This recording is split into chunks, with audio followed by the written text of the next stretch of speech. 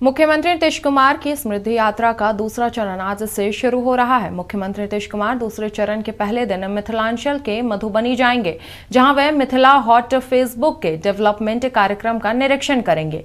इस दौरान सीएम मधुबनी में 300 से अधिक करोड़ रुपए की सौगात दे देंगे, जिसमें कई योजनाओं का उद्घाटन और शिलान्यास करेंगे।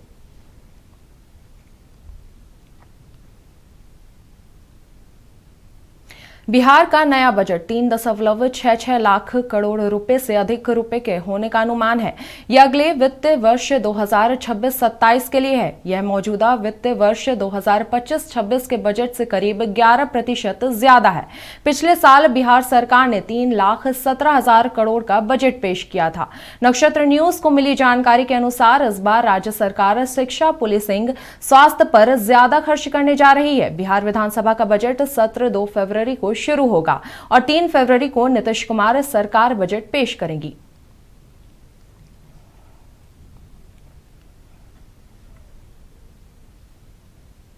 नीट छात्रा की मौत मामले में बड़ा खबर सामने आया है। बता दें कि 20 से अधिक लोगों के डीएनए टेस्ट प्रोफाइल लिए जाएंगे। एसआईटी टीम ने जेल में बंद मनीष रंजन का डीएनए प्रोफाइल लेने के लिए अदालत से आदेश प्राप्त कर लिया है। उसके बाद एफएसएल टीम के साथ मिलकर जेल में उनका डीएनए प्रोफाइल लिया जाएगा। दरअसल परिवार ने एक और अहम खुलासा किया है कि हॉस्टल के पिछले गेट के सभी सीसीटीवी फुटेज की जांच की जानी चाहिए, जिस गेट से मनीष रंजन अंदर बाहर आता जाता था।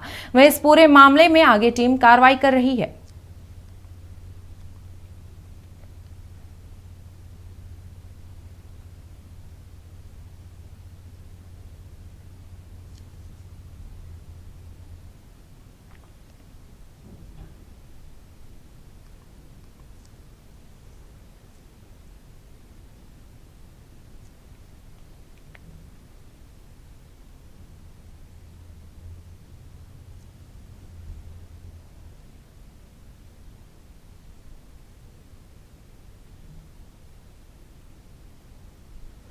और इसी पर अधिक जानकारी के साथ हमारे स्टेट हेड मरगो बालम हमारे साथ जुड़ गए हैं। जी मरगो, मुख्यमंत्री नीतीश कुमार के समृद्धि यात्रा का दूसरा चरण आज से शुरू हो रहा है, क्या कुछ अधिक जानकारी इसे लेकर? वैशाली में मुख्यमंत्री नीतीश कुमार के समृद्धि यात्रा का पहला चरण पूरा हुआ। 24 तारीख को मुख्यमंत्री नीतीश कुमार का पहला चरण वैशाली में पूरा हुआ। 25 और 26 तारीख को मुख्यमंत्री की समृद्धि यात्रा किसी जिले में नहीं थी और आज दूसरे चरण की शुरुआत हो रही है। मुख्यमंत्री नीतीश कुमार आज मधुबनी जा रहे हैं। पटना से मधुबनी रवाना होंगे। उनके साथ अधिकारियों, मंत्रियों का दल होगा। मुख्यमंत्री नीतीश कुमार आज मधुबनी को 361 करोड़ रुपए से अधिक की योजनाओं की सौगात देंगे। उद्घाटन शिलान्यास कार्यक्रम में भाग लेंगे। मिथिला फेज 2 के कार्यक्रम को देखेंगे, ऑन स्पॉट जाएंगे, अधिकारियों के साथ उसका निरीक्षण करेंगे। उनके साथ जदयू के कार्यकारी राष्ट्रीय अध्यक्ष संजय झा भी मौजूद रहेंगे। वहां से मुख्यमंत्री नीतीश कुमार निकलेंगे तो करोड़ों रुपए की योजनाओं का उद्घाटन शिलान्यास कार्यक्रम में भाग लेंगे। जीविका दीदी से मुलाकात करेंगे। जीविका दीदी के द्वारा लगाए गए स्टॉल का निरीक्षण करेंगे और उसके बाद फिर मुख्यमंत्री नीतीश कुमार जन संवाद कार्यक्रम में पहुंचेंगे, जहां जनता को अपने ब्लूप्रिंट के बारे में बताएंगे कि अगले 5 साल में हम रोजगार, शिक्षा, व्यवस्था, नौकरी को लेकर क्या करने जा रहे हैं। पिछले 20 साल के बारे में भी बताएंगे कि हमने 20 साल में क्या क्या किया। नीतीश कुमार इस बार जनता को भरोसा देने में लगे हैं कि अगले 5 साल में हम 1 करोड़ लोगों को नौकरी और रोजगार देंगे। उसके बाद एक समीक्षा बड़ी बैठक होगी, जिनमें राज्य के मुख्य सचिव, राज्य के डीजीपी के साथ सभी बड़े अधिकारी, कई विभाग के सचिव, अपर मुख्य सचिव, प्रधान सचिव मौजूद रहेंगे, जिनमें मधुबनी के जिलाधिकारी के द्वारा मुख्यमंत्री को एक प्रेजेंटेशन दिखाया जाएगा कि क्या क्या बिहार में ये मधुबनी में विकास कार्य हो रहे हैं।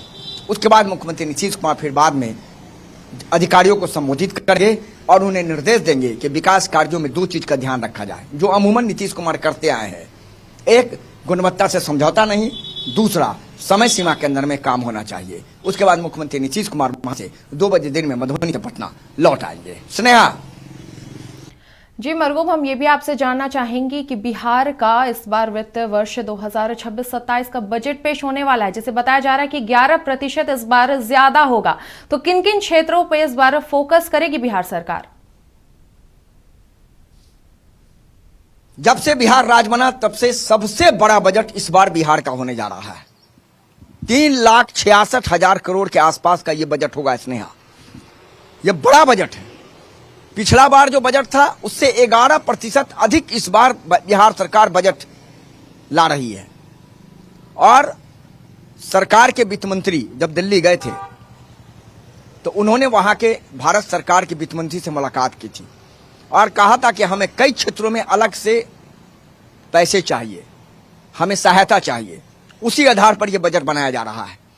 2 तारीख से बिहार विधानसभा का सत्र है। 3 तारीख को बिहार के वित्त मंत्री विजेंद्र यादव बजट पेश करेंगे। उस बजट में 3,66,000 करोड़ के आसपास का यह बजट होगा। और सबसे बड़ी बात है, इस बार के बजट में शिक्षा, स्वास्थ्य, रोजगार, कल कारखाने के साथ पुलिसिंग पर खर्च किए जाने की संभावना है। हमारे पास जो जानकारी वो जानकारी यह है कि 5 विशेष क्षेत्रों में राज्य सरकार बजट बढ़ाने जा रही है। खास करके रोजगार और नौकरी, शिक्षा, स्वास्थ्य सेवा को और अच्छा बनाने, मल्टी स्पेशलिस्ट हॉस्पिटल बनाए जाने को लेकर के भी जो कार्यक्रम लाए जाएंगे उसके लिए भी बजट में प्रावधान किया जा रहा है। और पुलिसिंग व्यवस्था, कानून व्यवस्था संभालती है पुलिस, आपको ये पता होगा, हर व्यवस्था संभालती है पुलिस। उसे और अच्छा कैसे किया जाए, उसे और अच्छे कैसे सुसज्जित किया जाए, उसे और अच्छे कैसे संसाधन दिए जाए, इसको लेकर के भी राज्य सरकार इस बार बजट में प्रावधान करने जा रही है। 3 तारीख को बजट पेश होगा, फिर उसके बाद 2 दिनों तक बहस होगी, फिर बजट पास होगा। तो राज्य सरकार का इस बार का जो प्लान है वो 3,66,000 करोड़ का है और ये अभी तक के बिहार का सबसे बड़ा बजट होगा। स्नेहा जी मरगूब, हम एक और खबर पर आपकी राय जानना चाहेंगे, जहां नीट छात्रा के मामले में सामने आ रही है कि 20 से अधिक लोगों का डीएनए टेस्ट लिया जाएगा। तो आगे क्या कुछ प्रशासनिक कार्रवाई की जाएगी इस पर? अच्छा, सॉरी सर।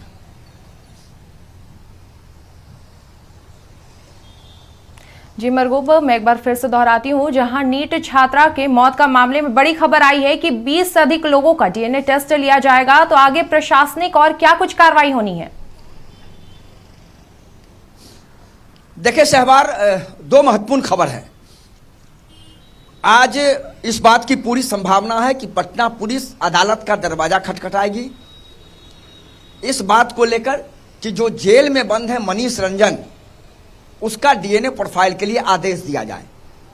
चूंकि रूल यह है कि अगर कोई भी व्यक्ति जेल चला गया, अगर आपसे उसे मिलना है, पूछताछ करना है, उसका कोई टेस्ट लेना है, तो बिना कोर्ट के आदेश के आप नहीं ले सकते हैं। आज संभावना है कि पटना पुलिस या एसआईटी की टीम आवेदन देगी, न्यायालय का दरवाजा खटखटाएगी और आदेश लेने के बाद फिर मनीष रंजन का भी डीएनए प्रोफाइल लिया जाएगा। लेकिन अभी तक जो हमारे पास जानकारी कल तक थी वो थी 15 लोगों की। अब जो जानकारी है 20 या 20 से अधिक लोगों का डीएनए प्रोफाइल फॉरेंसिक और एसआईटी की टीम लेगी जांच के लिए। और तीसरा जो बड़ा अपडेट है वो ये है कि राज्य के डीजीपी को जो पत्र लिखा गया है पीड़िता के पिता के द्वारा, उसमें एक बहुत गंभीर आरोप लगाया गया कि हॉस्टल के पीछे जो एक गेट है उस गेट से मनीष रंजन का आना जाना था। वहां सीसीटीवी पिछले 3 महीने का चेक कराया जाए कि मनीष रंजन के साथ कौन कौन लोग आते थे, कौन कौन गाड़ियां आती थी, क्या था, क्या एक्टिविटी थी। इन 3 महत्वपूर्ण विषय है जिन पर फिलहाल जांच चल रही है। कोर्ट का आदेश क्या होता है, कोर्ट का आदेश के बाद ही एसआईटी की विशेष टीम पटना के बेऊर जेल जाएगी और जहां जाने के बाद डीएनए प्रोफाइल मनीष रंजन का लेगी। चूंकि डीएनए प्रोफाइल लेने के बाद ही पता चल पाएगा कि पूरे मामले में आखिर पीड़िता के साथ हुआ तो क्या हुआ।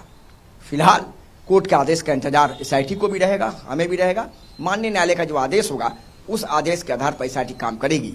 लेकिन इतना जरूर है, मैं कंक्लूड करने से पहले शहबार मैं आपको जानकारी दे दूं कि एसआईटी पूरी तरह अब एक्शन मोड में है। सम्राट चौधरी की मीटिंग के बाद तो एसआईटी किसी को बख्शने के मूड में नहीं है।